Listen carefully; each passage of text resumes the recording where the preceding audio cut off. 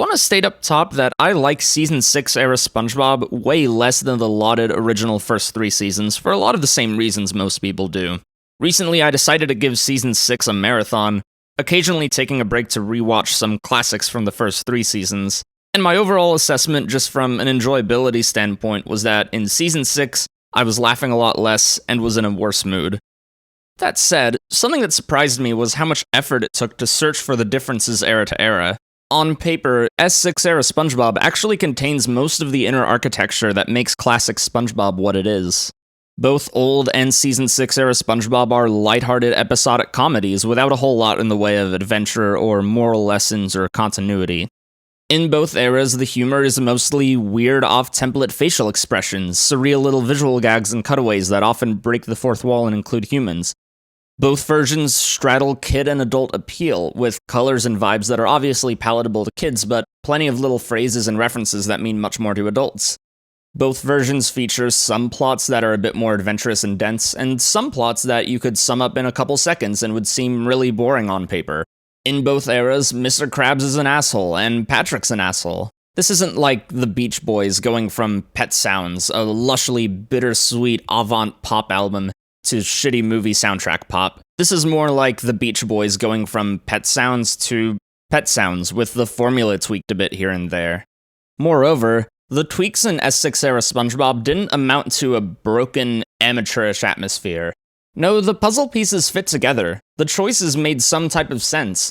In other words, despite its poor reception, and despite me personally disliking it a good amount, I don't think it's impossible to take this era of the show for what it is and appreciate it. So, just to have a little fun and do the opposite thing to what many a YouTube angry man does, I'm gonna take a moment to unpack S6 era SpongeBob on its own terms. Relative to old SpongeBob, S6 era SpongeBob has an Adult Swim quality. That might sound like a strange point to make, and I wouldn't want it taken too literally. I'm not saying S6 era SpongeBob feels more geared towards adults. I'm talking subtle things about the show's tone that put this comparison in my head. S6 era SpongeBob feels like the kind of show you could put on for entertainment when it's 3 a.m. and you're incredibly stoned. That's not to say that old SpongeBob couldn't fill that role per se, but old SpongeBob, for all its lighthearted vibes and palatability to 4-year-olds, has a density of jokes that lends itself best to giving the show your unwavering, sober attention. S6 era SpongeBob is more relaxed, much more populated with ambiguously funny moments, quote-unquote jokes that clearly aren't putting some potent idea out there, so much as just letting the characters do their thing for a bit, keeping the light, silly vibes rolling. Half jokes and full jokes included, I would describe the overall humor style as incredibly self-consciously stupid.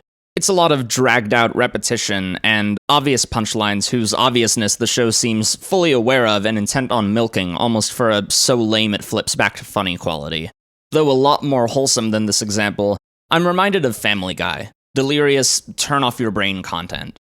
Like such cartoons for adults, S6 era SpongeBob has a more static, everyone's just kind of standing around visual feel. Relative to the older stuff which, especially during Season 1, was far more fluid and spontaneously expressive, which I think was a better match for that era's more wholesome and dreamlike character. S6 era SpongeBob is more jaded. The background fish tend to all have their eyes half closed, looking like they're low-key pissed off or just super bored. This is actually a quality that I enjoy more now that I'm an adult. As a kid, I thought it made the world of SpongeBob far more unlikable than it used to be. But as an adult, having watched plenty of cartoons for adults that have that more life sucks, you're watching this as relief from your shitty service job angle, I can appreciate more what they're going for. There's a subtle, bitter catharsis there that gels with the aforementioned fuck everything comedy style.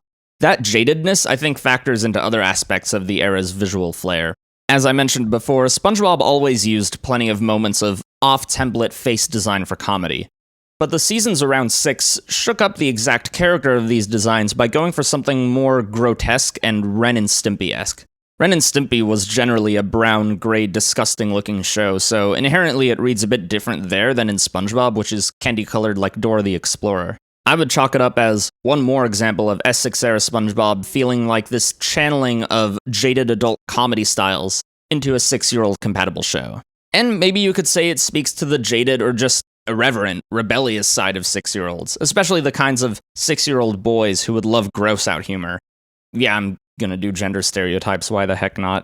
Something I'm sure most of us are aware of is that S6 era SpongeBob is full of gross out humor. I already mentioned the facial expressions, but there's a whole spectrum. Not only are there moments of straight up, brutal gross out like the infamous toenail scene in House Fancy, or all that goes on in The Splinter, but I also feel like the writers injected the season with a low humming background drone of general grossness. For instance, in Spongicus, the chumsticks don't look overtly disgusting, but they're there, you know what they taste like. There's a scene where a fish lady vomits after eating one. There's the cheese at the end of the card. Grossness is just generally a tertiary flavor in this era of the show, and when I think about this era, that's partially what I'm thinking about. Honestly, just writing about it, my stomach is clenching, and I want to be done with this video, cause I'm a squeamish person. But it's not like there's no intent behind this decision from the writers. The gross out tonally gels with everything mentioned above, and with this last part I'm gonna get into. The character SpongeBob is flattened a certain way in this era. In old SpongeBob, he'd be naive and a dork, but he'd also be like three-dimensional, able to snap out of the bit and be an adult, have empathy and feelings. This made him likable, but in Season 6, I don't think they're really going for likable. He doesn't quite have that mature side. The writers more just burrow deep into that naive character trait, and in certain episodes even veer into this darker interpretation where he comes off as an exaggeration of a naive, annoying kid to the point of being like a stalker weirdo. His existence in the show is more akin to that of Mr. Krabs, you know, someone who's just an extreme, an archetype, a color set to max saturation, rather than a guy you're supposed to ever want to emulate. Factor in Squidward still being his pretentious self, Mr. Krabs still being his psychotically greedy self, and Patrick being even more assholish and disgusting than before, which I could get into, but I want to keep this video super brief.